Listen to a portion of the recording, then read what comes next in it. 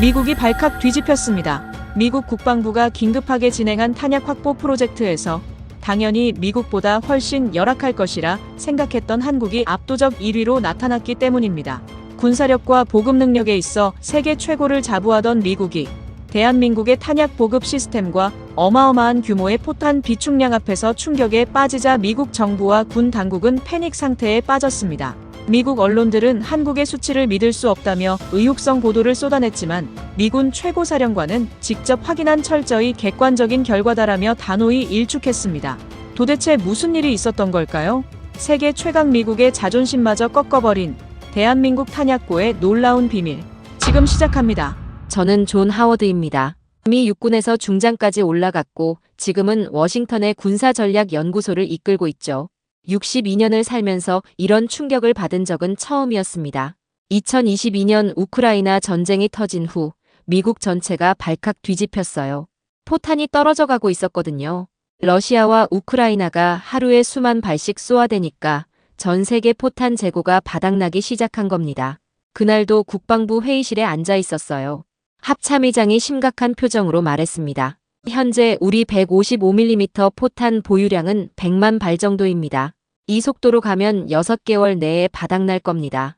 회의실이 조용해졌어요. 모두가 심각한 표정이었죠. 그때 국방장관이 물었습니다. 동맹국들은 어떤 상황입니까? 유럽은 이미 바닥났고 일본도 여유가 없습니다. 한국 정도가 그나마. 그 순간 저는 웃음이 나왔습니다. 한국이라고요? 1980년대 후반 주한미군 소령으로 근무했을 때 본 그 한국말인가요? 장관님, 한국은 우리 지원 없이는 제대로 된 군사작전도 못하는 나라입니다. 포탄이 있다고 해봤자 얼마나 있겠어요? 저의 발언에 몇몇 참석자들이 고개를 끄덕였어요. 저만 그렇게 생각하는 게 아니었거든요. 하워드 장군님 말씀이 맞습니다. 한국군은 우리가 없으면 아무것도 못해요. 맞아요. 아직도 우리 기술과 장비에 의존하고 있을 텐데요. 그래도 일단 알아봐야겠습니다. 합참의장이 말했지만 저는 확신했어요. 한국에서 뭘 기대하겠습니까? 그때 제가 본 한국군은 정말 형편없었거든요. 미군 없이는 제대로 된 훈련 한번 못하던 군대였어요. 장비도 낡았고 보급 체계도 엉망이었죠. 특히 포병 분야는 정말 답이 없었습니다. 1987년 제가 소령으로 근무할 때였어요. 한국군 포병부대와 합동훈련을 한 적이 있었는데 정말 실망스러웠습니다. 포탄 보급이 제때 안 되고 사격 정확도도 떨어졌어요. 무엇보다 우리 미군의 지원 없이는 아무것도 할 수 없었습니다. 당시 한국군 포병 장교가 저에게 말했어요. 중위님, 우리는 미군 없이는 정말 힘들어요. 장비도 부족하고 훈련도 제대로 못 받았거든요. 그 말을 듣고 저는 더욱 확신했습니다. 한국군은 영원히 우리에게 의존할 수밖에 없다고요. 포방부라는 게 있다던데 뭡니까 그게? 누군가 물었을 때 저는 코웃음을 쳤어요. 포병방어부의 줄임말인데 그냥 포병부대 이름 멋있게 지은 거예요. 실제로는 별거 없어요. 우리가 다 해주는 건데 무슨 방어부겠습니까? 회의실에서 웃음이 터져나왔어요. 모두가 제 말에 동의하는 분위기였습니다. 한국은 아직도 우리 원조에 의존하고 있을 겁니다. 포탄 생산 능력도 미미할 거고요. 설마 155mm 포탄을 제대로 만들 수 있겠어요? 그날 회의는 결국 유럽과 일본의 추가 지원을 요청하는 것으로 끝났습니다. 한국은 거의 언급되지도 않았어요. 마지막에 누군가 말했습니다. 한국도 일단 타진해보죠. 혹시 모르니까요. 하지만 그 말투에서도 별 기대를 하지 않는다는 게 느껴졌어요. 저도 마찬가지였습니다. 한국에서 무엇을 기대하겠어요? 집에 돌아와서 아내 메리에게 말했습니다. 오늘 회의에서 한국 얘기가 나왔어. 아, 작은 딸이 좋아하는 그 한국? 그래. 근데 국방부에서 한국한테 포탄 지원을 기대한다는 거야. 메리가 웃었어요. 당신이 근무했던 그 한국에서? 그러게 말이야. 아직도 우리 도움받아 겨우 버티고 있을 텐데. 작은 딸이 들으면 화낼 거예요. 요즘 한국 문화에 푹 빠져 있잖아요. 문화야 어떻든 군사력은 별개 문제지. 저는 확신했습니다. 한국은 여전히 1980년대 그 모습 그대로일 거라고요. 미군의 지원 없이는 아무것도 할 수 없는 그런 나라 말이에요. 35년 전 제가 본 한국군의 모습이 아직도 생생했거든요. 낡은 장비와 부족한 보급, 그리고 미군 의존적인 작전 체계. 특히 포병 훈련장에서 본 그 모습은 잊을 수 없었어요. 미군이 지원해주는 포탄으로 겨우겨우 훈련하는 한국군. 자체적인 보급 능력은 거의 없었죠. 하지만 이때 저는 몰랐습니다. 제가 얼마나 큰 착각을 하고 있었는지를요. 한국이라는 나라가 지난 40년 동안 어떻게 변했는지 전혀 모르고 있었거든요. 특히 포병 분야에서 한국이 이룬 발전은 상상도 못했어요. 그때의 저는 과거의 기억에만 갇혀 있었으니까요. 다음 날 저는 데이빗 윌슨 대령에게 전화를 걸었습니다. 현재 주한미군에서 근무하고 있는 제 후배죠. 데이빗, 한국 상황이 어때? 왜 갑자기 한국 얘기를 하시는 겁니까? 포탄 문제 때문이야. 혹시 한국에 여유분이 있을까 해서. 전화기 너머로 데이빗의 웃음소리가 들렸어요. 하지만 그 웃음의 의미를 저는 완전히 잘못 이해했습니다. 저는 데이빗도 저와 같은 생각일 거라고 여겼거든요. 하지만 곧 알게 될 일이었습니다. 그 웃음이 제가 생각했던 것과는 완전히 다른 의미였다는 것을요. 데이빗과의 통화는 제 예상과 완전히 달랐습니다. 장군님, 혹시 한국 포병에 대해서 최근 정보를 아십니까?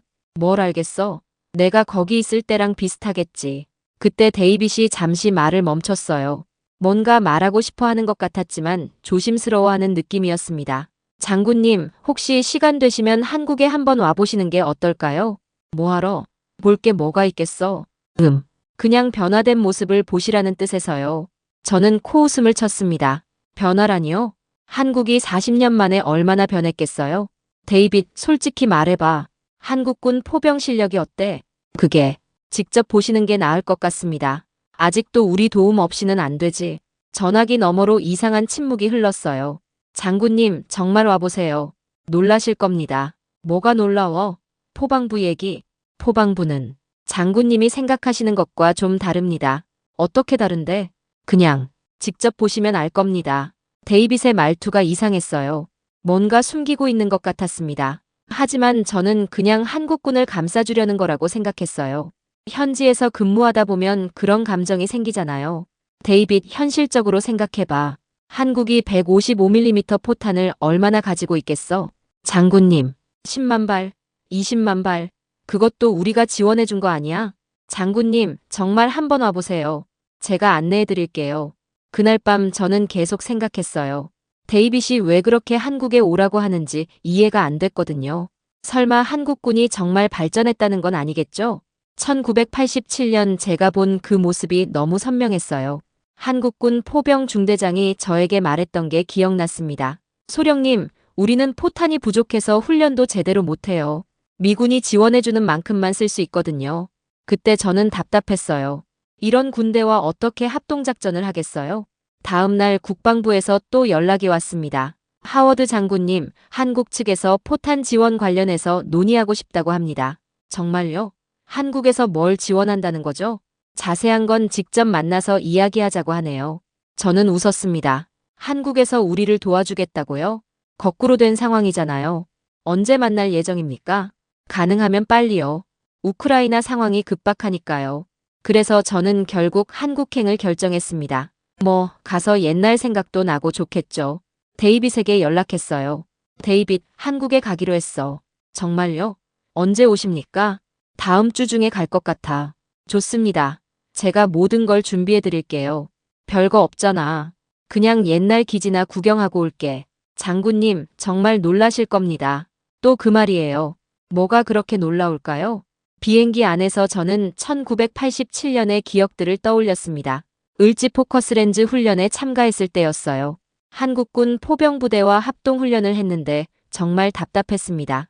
포탄 보급이 늦어서 훈련이 계속 지연됐어요. 중위님, 포탄이 언제 도착합니까? 아직 연락이 안 왔습니다. 이런 식으로 어떻게 전쟁을 하겠어요? 죄송합니다. 우리 보급 체계가 아직. 그때 한국군 장교들의 미안해하는 표정이 아직도 생생해요. 정말 안타까웠습니다. 하지만 그게 현실이었어요. 한국은 미군 없이는 제대로 된 군사작전이 불가능한 나라였습니다. 특히 포병 분야는 더욱 그랬어요. 포탄 생산 능력도 없고 보급 체계도 미흡했거든요. 그런데 40년이 지났으니 조금은 나아졌겠지? 혼자 중얼거렸지만 크게 기대하지는 않았어요. 한국 같은 작은 나라가 포병 분야에서 얼마나 발전할 수 있겠어요? 특히 155mm 포탄 같은 건 생산하기도 어렵고 보관하기도 힘들잖아요. 인천공항에 도착했을 때 데이빗이 마중 나와 있었어요. 장군님, 오신 걸 환영합니다. 오랜만이야, 데이빗. 내일부터 일정을 시작할 건데요. 먼저 어디부터 보고 싶으십니까? 옛날 내가 근무했던 기지부터 보자. 알겠습니다. 그런데 그 전에 한 군데 들러야 할 곳이 있어요. 어디? 한국군 포병 관련 시설인데요. 저는 고개를 저었어요. 그런 건 나중에 보고 일단 옛날 기억부터 되살려보자. 하지만 데이빗의 표정이 이상했어요. 뭔가 간절한 느낌이었습니다. 마치 저에게 꼭 보여주고 싶은 게 있다는 듯한 표정이었어요. 장군님, 정말 중요한 겁니다. 한 번만 봐주세요. 그렇게 중요해? 네, 정말 중요합니다. 결국 저는 데이빗의 부탁을 들어주기로 했어요. 하지만 별 기대는 하지 않았습니다. 뭘 보여줄 건지 뻔하잖아요. 한국군이 조금 발전했다고 자랑하고 싶은 거겠죠. 그런데 이때 저는 몰랐습니다. 다음 날 제가 보게 될 것이 얼마나 충격적일지를요. 다음 날 아침 데이빗과 함께 제가 1987년에 근무했던 기지 근처로 향했습니다. 차창 밖으로 보이는 풍경이 많이 달라져 있었어요. 고층 빌딩들이 즐비하고 도로도 넓어졌더군요. 많이 변했네. 네, 정말 많이 변했습니다. 하지만 저는 겉모습만 화려해진 거라고 생각했어요. 본질은 그대로일 거라고 확신했거든요. 저기 보이는 게 옛날 탄약고 자리입니다. 데이빗이 가리키는 곳을 보니 낡은 건물들이 그대로 있었어요. 아직도 그대로 있네. 일부는 그대로 사용하고 있어요. 차에서 내려서 그 탄약고를 둘러봤습니다. 35년 전 제가 본 그 모습 그대로였어요. 낡고 규모도 작았습니다. 이런 걸로 뭘 하겠어? 포탄 몇 발이나 보관할 수 있겠냐? 옛날 기억이 되살아났어요. 1987년 한국군 포병 중대와 합동훈련을 했을 때였습니다. 한국군 중대장이 저에게 말했어요. 소령님, 우리는 탄약고가 너무 작아서 많이 보관할 수가 없어요. 그래서 훈련할 때마다 미군 탄약고에서 빌려 써야 합니다. 정말 답답했었어요. 이런 식으로 어떻게 독립적인 군사작전이 가능하겠어요? 장군님, 뭔가 생각나시는 게 있으세요? 응, 옛날 생각이 많이 나네. 그때 한국군 포병 훈련을 참관했던 기억도 떠올랐습니다. 포탄이 제때 공급되지 않아서 훈련이 계속 중단됐어요. 탄약이 언제 도착합니까? 제가 물었을 때 한국군 장교가 난처한 표정을 지었어요. 아직 정확한 시간을 모르겠습니다. 보급 체계가 이런 식으로는 실전에서 문제가 되겠어요. 죄송합니다. 저희도 개선하려고 노력하고 있습니다. 하지만 그 노력이라는 게 별로 보이지 않았어요. 그때부터 저는 확신했습니다. 한국군은 미군 없이는 절대 제대로 된 전투가 불가능하다고요.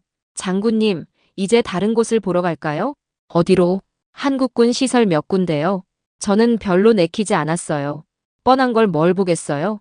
하지만 데이빗이 워낙 간절하게 부탁해서 따라가기로 했습니다. 첫 번째로 간 곳은 한국군 포병 부대였어요. 여기가 어떤 부대죠? 포병 훈련을 담당하는 부대입니다. 들어가 보니 시설이 제법 깔끔하더군요. 하지만 그게 뭐 대수겠어요? 겉모습만 좋아서 뭐 하겠습니까? 훈련장에서 K9 자주포를 봤어요. 오, 이거 새로 만든 거야? 네, 한국에서 자체 개발한 자주포입니다. 겉보기엔 괜찮네. 하지만 저는 속으로 생각했어요. 겉만 번지르하고 실제 성능은 어떨지 모르겠다고요. 특히 포탄 보급 능력은 여전히 부족할 거라고 확신했습니다. 한국군 장교 몇 명이 인사를 했어요. 안녕하십니까, 장군님. 반갑습니다. 훈련은 어떻게 하고 있나요? 정기적으로 실시하고 있습니다. 포탄 보급은 원활한가요? 그 순간 장교들의 표정이 이상했어요. 뭔가 웃음을 참는 것 같았습니다. 네, 문제 없습니다. 하지만 저는 그 말을 반신반의했어요. 옛날 기억이 너무 강렬했거든요. 점심시간에 데이빗과 이야기했습니다. 데이빗, 솔직히 말해봐. 한국군 포병 실력이 어느 정도야? 장군님이 직접 보시는 게 좋을 것 같습니다. 또 그런 말이야? 나한테 숨길 게 뭐가 있어? 숨기는 게 아니라 말로 설명하기가 어려워서요. 저는 데이빗이 한국군을 두둔하려고 하는 거라고 생각했어요. 현지에 오래 있다 보면 그런 감정이 생기는 법이니까요. 오후에는 또 다른 부대를 방문했습니다. 여기서도 비슷한 상황이었어요. 한국군 장교들이 뭔가 자신감 넘치는 모습을 보였지만 저는 그게 허세라고 생각했습니다. 장군님, 우리 포병 능력에 대해 궁금한 게 있으시면 언제든 물어보세요. 포탄은 얼마나 보유하고 있나요? 충분히 보유하고 있습니다. 구체적으로 몇 발 정도? 그건 보안상 말씀드리기 어렵습니다. 역시나 그렇군요. 별로 없으니까 구체적으로 말 못하는 거겠죠. 저녁에 숙소로 돌아와서 메리에게 전화했어요. 여보, 한국 어때? 옛날 생각 많이 나네. 그런데 크게 달라진 건 없는 것 같아. 그래. 작은 딸이 한국이 많이 발전했다고 하던데. 문화적으로는 발전했을지 몰라도 군사적으로는 여전히 한계가 있어. 데이빗은 뭐라고 해? 자꾸 뭔가 보여주려고 하는데 별로 특별할 게 없더라고. 그날 밤 저는 계속 옛날 생각을 했어요. 1987년 한국군과의 합동훈련에서 느꼈던 실망감. 포탄 부족으로 인한 훈련 지연. 미군 의존적인 작전 체계. 40년이 지났어도 본질은 그대로일 거야. 저는 그렇게 확신했습니다. 데이빗이 아무리 뭔가 보여주려고 해도 제 생각은 바뀌지 않을 거라고 생각했어요. 하지만 다음날 제가 보게 될 것은 완전히 달랐습니다. 제 모든 선입견과 편견을 산산조각 낼 만한 것이었어요. 그때까지만 해도 저는 전혀 몰랐습니다. 한국이 이미 세계 최고 수준의 포병 강국이 되어 있었다는 사실을요. 특히 포탄 보유량에서는 미국을 훨씬 앞서고 있었다는 충격적인 진실을 말이에요. 다음 날 아침 데이빗이 평소와 다른 표정으로 저를 맞았어요. 뭔가 기대에 찬 얼굴이었습니다. 장군님, 오늘은 정말 특별한 곳으로 모시겠습니다. 또 무슨 부대야? 한국군에서 직접 초청했습니다. 비밀 시설을 보여주겠다고 하네요. 비밀 시설이라니요. 한국군이 감출 만한 비밀이 뭐가 있겠어요? 차로 1시간 정도 달렸을까요? 산속 깊은 곳에 있는 군사시설에 도착했습니다. 여기가 어디죠? 한국군 핵심 탄약 저장소 중 하나입니다. 입구에서 한국군 장교들이 기다리고 있었어요. 그 중에서 계급이 가장 높아 보이는 분이 다가왔습니다. 안녕하십니까, 하워드 장군님. 김상훈 중장입니다. 반갑습니다. 김상훈 장군의 눈빛이 예사롭지 않았어요. 자신감이 넘쳤습니다. 오늘 저희 시설을 보시고 많이 놀라실 겁니다. 그럴까요? 속으로는 별로 기대하지 않았어요. 탄약 저장소라고 해봤자 뻔하잖아요. 이쪽으로 오십시오. 김상훈 장군을 따라 지하로 내려갔습니다. 엘리베이터를 타고 한참을 내려갔어요. 얼마나 깊이 내려가는 거죠? 지하 50m 정도입니다. 엘리베이터 문이 열리는 순간 저는 입을 다물 수 없었습니다. 거대한 지하 공간이 펼쳐져 있었어요. 축구장 몇 개를 합친 것보다도 더 큰 규모였습니다.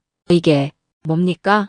155mm 포탄 저장소입니다. 눈앞에 펼쳐진 광경은 상상을 초월했어요. 끝이 보이지 않을 정도로 포탄들이 정렬되어 있었습니다. 이 포탄들이 모두, 모두 155mm 포탄입니다. 저는 어안이 벙벙했어요. 이런 규모의 탄약고를 한국이 운영하고 있다니요. 여기에 몇 발이나 보관되어 있습니까? 이 저장소만 해도 30만 발 정도입니다. 30만 발이라고요? 미국 전체 보유량이 100만 발인데 여기 하나만으로 그 3분의 1이라니요. 그런데 이런 저장소가 몇 개나 됩니까? 김상훈 장군이 미소를 지었어요. 그건 기밀입니다만 상당히 많습니다. 저는 다리에 힘이 빠지는 걸 느꼈어요. 지금까지 제가 알고 있던 한국은 완전히 잘못된 것이었습니다. 포탄 보급은 어떻게 이루어집니까? 직접 보여드리겠습니다. 김상훈 장군이 무전기를 꺼냈어요. 보급 시연 준비하십시오. 잠시 후 거대한 기계들이 움직이기 시작했습니다. 자동화된 컨베이어 벨트가 포탄들을 실어 나르고 있었어요. 이 시스템으로 분당 몇 발을 보급할 수 있습니까? 분당 50발 정도는 가능합니다. 분당 50발이라니요. 미군도 이런 속도는 어려운데요. 그런데 이게 끝이 아닙니다. 김상훈 장군이 다른 곳으로 안내했어요. 지상으로 올라가니 훈련장이 보였습니다. K9 자주포들이 일렬로 서 있었어요. 실제 사격 훈련을 보여드리겠습니다. 지금요? 네, 준비해놨습니다. 김상훈 장군이 신호를 보내자 K9 자주포들이 움직이기 시작했어요. 목표물을 향해 포구를 돌리는 속도가 놀라웠습니다. 사격 준비 완료. 사격. 동시에 여러 대의 K9가 포탄을 발사했어요. 엄청난 굉음과 함께 목표물이 산산조각 났습니다. 재장전. 그런데 재장전 속도가 정말 빨랐어요. 30초도 안 되어서 다시 사격 준비가 완료됐습니다. 이런 속도로 계속 사격이 가능합니까? 물론입니다. 포탄이 충분하니까요. 저는 충격에 빠졌어요. 이 정도 화력과 보급 능력이면 웬만한 강대국보다 낫잖아요. 장군님, 좀 더 보여드릴 게 있습니다. 이번에는 다른 종류의 훈련장으로 갔어요. 여기서는 장거리 사격 훈련을 하고 있었습니다. 저 목표물까지 거리가 얼마나 됩니까? 40km입니다. 40km 거리의 목표물을 정확히 맞추고 있었어요. 이런 정확도는 미군도 쉽게 달성하기 어려운 수준입니다. GPS 유도탄을 사용하는 겁니까? 일부는 그렇고 일부는 일반 포탄입니다. 일반 포탄으로도 이런 정확도라니요. 정말 믿기 어려웠어요. 점심시간에 김상훈 장군과 대화를 나눴습니다. 장군님, 솔직히 말씀드리면 저는 한국군을 과소평가했습니다. 괜찮습니다. 저희도 그동안 조용히 준비해온 것뿐이에요. 이 정도 수준이면 미군과 비교해도 뒤지지 않겠는데요. 글쎄요, 그건 장군님께서 판단하실 문제죠. 김상훈 장군의 겸손한 태도가 오히려 더 인상적이었어요. 실력은 뛰어나면서도 자만하지 않는 모습이었습니다. 그런데 이런 능력을 왜 지금까지 공개하지 않으셨습니까? 필요할 때까지 굳이 알릴 이유가 없었죠. 필요할 때라면 지금 같은 상황 말입니다. 우크라이나 전쟁으로 전 세계가 포탄 부족에 시달리고 있잖아요. 그제서야 이해했어요. 한국이 왜 저를 여기로 초청했는지 말이에요. 오후에는 더욱 놀라운 것을 봤습니다. 포탄 생산 공장을 견학했거든요. 여기서 하루에 몇 발을 생산합니까? 1만 발 정도입니다. 하루에 1만 발이라고요? 미국도 전시 체제가 아니면 이런 생산량은 어려운데요. 24시간 가동합니까? 네, 3교대로 24시간 돌리고 있습니다. 공장 내부를 둘러보니 최첨단 자동화 시설이었어요. 품질 관리도 철저했고 생산 속도도 놀라웠습니다. 이런 공장이 몇 개나 있습니까? 그것도 기밀이지만 여러 개 있습니다. 저는 완전히 압도당했어요. 지금까지 제가 알고 있던 한국은 완전히 잘못된 정보였습니다. 데이빗이 저에게 말했어요. 장군님, 이제 이해하시겠죠? 응. 정말 놀랍다. 제가 왜 그렇게 한국에 오시라고 했는지 아시겠어요? 저는 고개를 끄덕였어요. 하지만 아직 더 큰 충격이 남아 있었습니다. 그날 저녁 김상훈 장군이 저를 따로 불렀습니다. 하워드 장군님, 오늘 보신 것들이 어떠셨습니까? 정말 놀라웠습니다. 완전히 예상을 뛰어넘었어요. 그런데 아직 보여드리지 못한 게 있습니다. 더 있다고요? 김상훈 장군이 서류 봉투를 꺼냈어요. 이것은 우리나라 전체 포탄 보유량에 관한 자료입니다. 보여주셔도 되는 겁니까? 미군과의 협력을 위해서는 투명하게 공개하는 게 맞다고 생각합니다. 서류를 펼쳐보는 순간 저는 의자에서 일어날 수 없었어요. 이게 진짜입니까? 네, 정확한 수치입니다. 155mm 포탄 보유량 360만 발. 제 눈을 의심했어요. 360만 발이라니요. 미국이 100만 발로 고민하고 있는데 한국은 그 3배가 넘는 포탄을 보유하고 있었다니요. 이 수치가 확실한 겁니까? 네, 어제까지의 정확한 집계입니다. 저는 머리가 멍해졌어요. 지금까지 제가 미국 국방부에서 한 말들이 떠올랐습니다. 한국은 우리 도움 없이는 아무것도 못해요. 포탄이 있다고 해봤자 얼마나 있겠어요?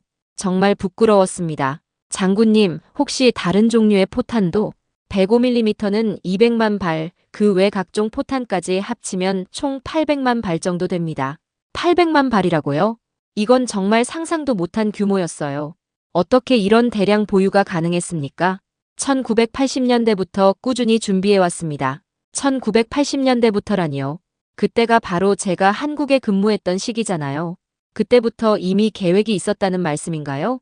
네, 미군 의존에서 벗어나 자주 국방을 하려면 충분한 탄약 보유가 필수라고 판단했습니다. 김상훈 장군이 지도를 펼쳤어요. 한국 전역에 표시된 점들이 보였습니다.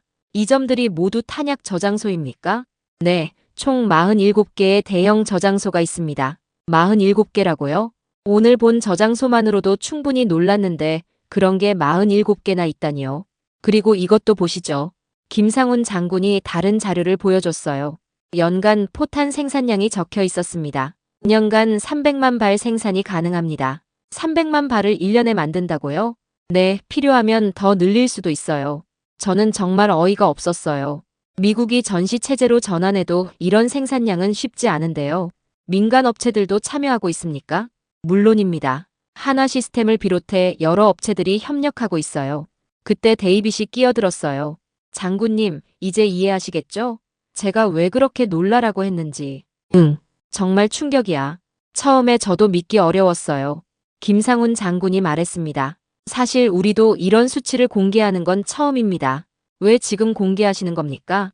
우크라이나 사태를 보니 동맹국들과 정보를 공유해야겠다고 생각했습니다.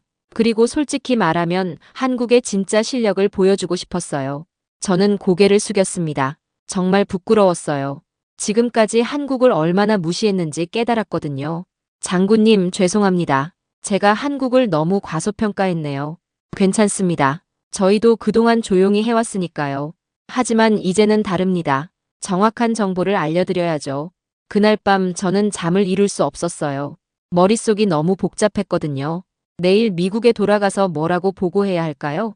한국이 우리보다 포탄을 3배나 많이 가지고 있습니다. 이런 말을 누가 믿겠어요? 저 자신도 직접 보지 않았다면 믿지 않았을 겁니다. 메리에게 전화했어요. 여보, 한국이 정말 대단한 나라야. 갑자기 왜? 무슨 일 있었어? 오늘 본 게 정말 말로 설명하기 어려워. 그렇게 놀라운 일이 있었어? 응. 내가 지금까지 한국에 대해 완전히 잘못 알고 있었어. 다음 날 아침 김상훈 장군이 마지막으로 한 곳을 더 보여줬어요. 포탄 품질 관리 센터였습니다. 여기서는 모든 포탄의 품질을 검사합니다. 검사 기준이 어떻게 됩니까? 나토 기준보다 더 엄격합니다. 나토 기준보다 더 엄격하다고요? 불량률은 어느 정도입니까? 0.01% 미만입니다. 이건 정말 세계 최고 수준이에요. 미군 포탄의 불량률보다도 낮았습니다.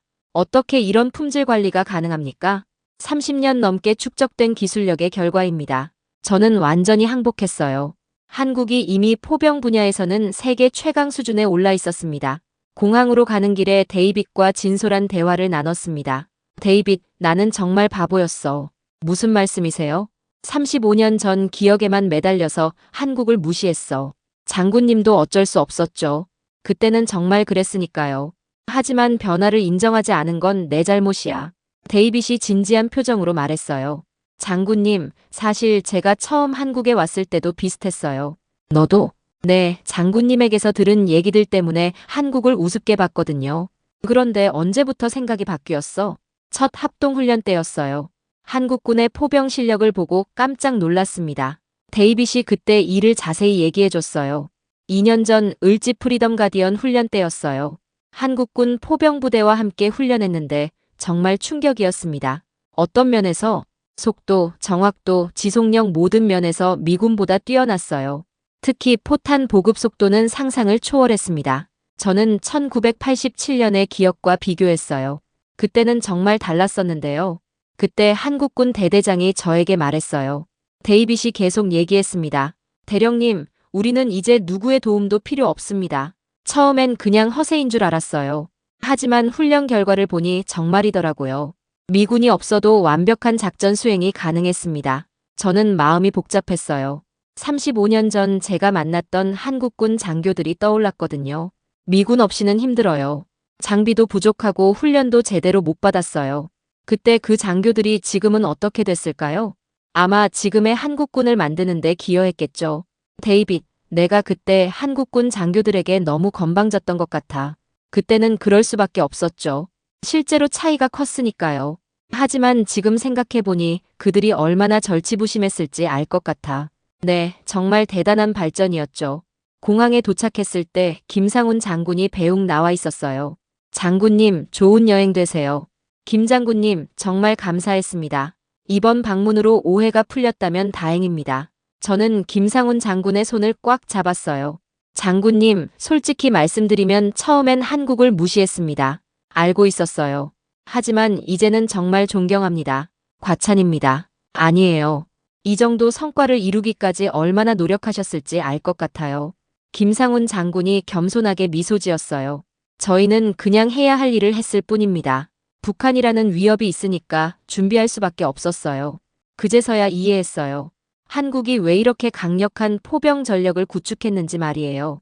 생존이 걸린 문제였던 거죠. 비행기 안에서 저는 계속 생각했어요. 미국에 돌아가서 어떻게 보고해야 할까? 아무도 믿지 않을 텐데요. 한국이 포탄을 360만 발이나 가지고 있다. 이런 말을 하면 다들 웃을 거예요. 하지만 사실을 말해야겠죠. 아무리 믿기 어려워도 진실은 진실이니까요. 기내에서 메모를 적기 시작했어요. 한국 방문에서 본 모든 것들을 정리했습니다. K9 자주포의 성능, 포탄 저장소의 규모, 생산 능력과 품질 관리, 그리고 무엇보다 한국군의 자신감. 더 이상 미군에 의존하지 않는 당당한 모습. 35년 전과는 완전히 다른 군대였어요. 나는 정말 큰 실수를 했어. 혼자 중얼거렸습니다. 편견에 사로잡혀서 현실을 보지 못했던 거죠. 하지만 이제라도 알게 된 게 다행이에요. 워싱턴에 도착하니 이미 밤이었어요. 집에 들어가서 메리에게 모든 걸 얘기해줬습니다. 정말 한국이 그렇게 대단해? 응, 내가 직접 봤어. 정말 믿기 어려운 수준이야. 작은 딸이 들으면 좋아할 거야. 이제야 왜 우리 딸이 한국을 좋아하는지 알 것 같아. 그날 밤 저는 오랜만에 편안하게 잠들었어요. 35년 동안 가지고 있던 편견을 버릴 수 있어서 홀가분했거든요. 다음 날 아침, 저는 바로 국방부로 향했습니다. 긴급 회의를 요청했어요. 장군님, 한국 방문 결과를 보고하겠습니다. 회의실에는 합참의장을 비롯해 주요 인사들이 모였어요. 하워드 장군, 한국 상황이 어떻던가요? 먼저 결론부터 말씀드리겠습니다. 우리가 한국에 대해 완전히 잘못 알고 있었습니다. 무슨 말입니까? 한국은 현재 세계 최고 수준의 포병 강국입니다. 회의실이 조용해졌어요. 모두가 제 말을 믿지 않는 표정이었습니다. 장군님, 좀 더 구체적으로 설명해 주시죠. 한국의 155mm 포탄 보유량은 360만 발입니다. 360만 발이라고요? 합참의장이 놀란 목소리로 물었어요. 네, 제가 직접 확인했습니다. 그게 사실이라면 우리보다 3배 이상 많은 거네요. 그렇습니다. 그리고 연간 생산량도 300만 발에 달합니다. 이번에는 해군 참모총장이 말했어요. 하워드 장군, 정말 확실한 정보입니까? 네, 한국군에서 공식적으로 공개한 자료입니다. 저는 준비해온 사진들을 보여줬어요. 거대한 지하 탄약고의 모습, 끝없이 늘어선 포탄들, 최신식 생산 라인. 이게 모두 한국에서 찍은 사진입니까? 네, 제가 직접 촬영했습니다. 공군 참모총장이 고개를 저었어요. 믿기 어렵네요. 한국이 언제부터 이런 능력을 1980년대부터 꾸준히 준비해왔다고 합니다. 1980년대부터요? 네, 자주국방을 위해 장기간 투자한 결과입니다. 합참의장이 심각한 표정으로 말했어요. 그렇다면 우리가 한국을 완전히 잘못 평가했다는 얘기군요. 맞습니다. 저 역시 큰 충격을 받았습니다. K9 자주포의 성능은 어떻던가요? 우리 M10-9A7과 비교해도 뒤지지 않습니다. 오히려 일부 면에서는 더 우수해요. 국방장관이 끼어들었어요. 구체적으로 어떤 면에서 우수합니까? 사격 속도와 정확도, 그리고 이동성 모든 면에서 뛰어났습니다. 특히 포탄 보급 시스템은 완전 자동화되어 있어요. 저는 동영상도 보여줬습니다. K9 자주포가 연속 사격하는 모습, 30초 만에 재장전이 완료되는 장면, 40km 거리의 목표물을 정확히 맞추는 모습. 이 정도면 우리보다 앞서 있다고 봐야겠네요. 해병대 사령관이 인정했어요. 그런데 왜 지금까지 이런 정보가 없었습니까? 한국에서 의도적으로 공개하지 않았습니다. 왜요? 굳이 알릴 필요가 없었다고 하더군요. 합참의장이 한숨을 쉬었어요. 우리가 한국을 너무 우습게 봤군요. 저도 마찬가지였습니다. 35년 전 기억에만 매달려 있었어요. 앞으로는 한국을 동등한 파트너로 대해야겠어요. 국방장관이 결론을 내렸습니다. 하워드 장군, 한국과의 협력 방안을 구체적으로 검토해 보시죠. 네, 알겠습니다. 특히 포탄 공급 문제는 시급하니까 빨리 진행하세요. 회의가 끝난 후 합참의장이 저를 따로 불렀어요. 하워드, 정말 충격적인 보고였어. 저도 아직 믿기 어려워요. 그런데 이런 정보를 왜 진작 파악하지 못했을까? 우리가 너무 안일했던 것 같습니다. 한국을 과소평가한 대가가 크네. 합참의장이 고민에 빠진 표정이었어요. 이제 동북아 전략을 전면 재검토해야겠어. 한국이 이 정도 능력이면 중국에 대한 견제 효과도 클 텐데.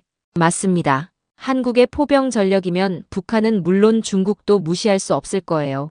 그날 오후 저는 CIA 정보 분석관들과도 만났어요. 장군님, 한국 군사력에 대한 우리 평가가 틀렸나요?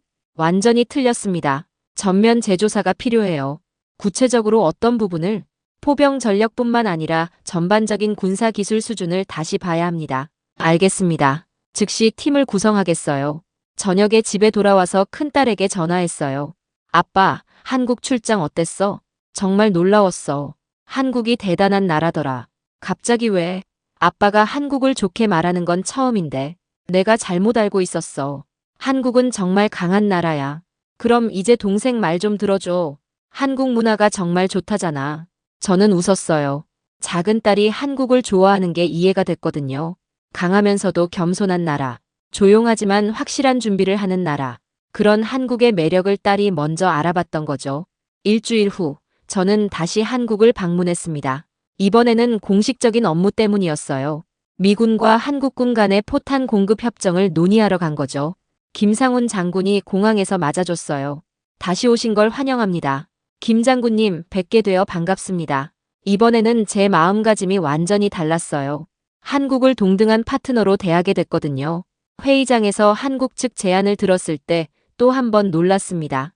우크라이나에 100만 발을 지원할 수 있습니다. 100만 발이라고요? 네, 6개월 내에 순차적으로 공급 가능합니다. 미국도 그 정도 물량을 내기 어려운데 한국이 선뜻 제안하다니요. 그런데 조건이 있습니다. 어떤 조건입니까? 미군도 동일한 물량을 함께 지원해 주시기 바랍니다. 동일한 물량이라면 100만 발을요? 네, 우크라이나의 급한 상황을 고려할 때 200만 발 정도는 필요할 것 같습니다. 김상훈 장군의 전략적 사고에 감탄했어요. 단순히 포탄을 주는 게 아니라 미국과의 공조를 통해 더 큰 효과를 노리는 거였거든요. 한국의 제안을 받아들이겠습니다. 감사합니다. 하지만 한 가지 궁금한 게 있어요. 무엇입니까? 100만 발을 지원해도 한국의 안보에는 문제 없겠습니까? 김상훈 장군이 미소를 지었어요. 전혀 문제 없습니다. 우리에게는 여유가 충분해요. 정말 대단한 자신감이었어요. 360만 발 중에서 100만 발을 내줘도 여전히 260만 발이 남으니까요.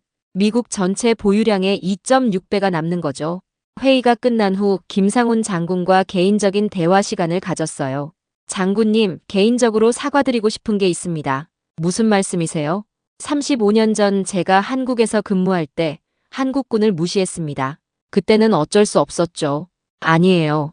변화 가능성을 보지 못한 건 제 잘못이에요. 김상훈 장군이 진지하게 들어줬어요. 그때 한국군 장교들이 얼마나 절치부심했을지 생각하니 미안해요. 오히려 그런 자극이 발전의 원동력이 되었을 겁니다. 그래도 개인적으로 사과하고 싶어요. 마음은 고맙지만 이제는 미래를 봅시다. 김상훈 장군의 넓은 마음에 감동받았어요. 과거에 얽매이지 않고 앞을 보는 자세. 이런 마인드가 한국의 발전을 이끈 거겠죠. 그런데 궁금한 게 있어요. 무엇입니까? 한국은 왜 이렇게 조용히 실력을 키웠나요? 우리 문화 때문일 겁니다. 문화요? 한국에는 실속 있게 준비하되 자랑하지는 말자는 문화가 있어요. 그 말을 듣고 깊이 공감했어요. 한국이 왜 지금까지 이런 능력을 숨겨왔는지 이해가 됐거든요. 그리고 필요할 때까지 굳이 공개할 이유가 없었죠. 지금이 바로 그 필요한 때인 거군요. 맞습니다. 우크라이나 사태로 전 세계가 어려움을 겪고 있으니까요.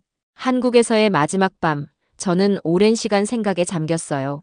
35년 전 제가 만났던 한국군 장교들이 떠올랐습니다. 미군 없이는 힘들어요. 장비도 부족하고 훈련도 제대로 못 받았어요. 그때 그분들의 아쉬움과 절실함, 그리고 언젠가는 자립하겠다는 의지, 그 모든 것들이 지금의 한국을 만든 거겠죠. 미국으로 돌아가는 비행기 안에서 저는 보고서를 작성했어요.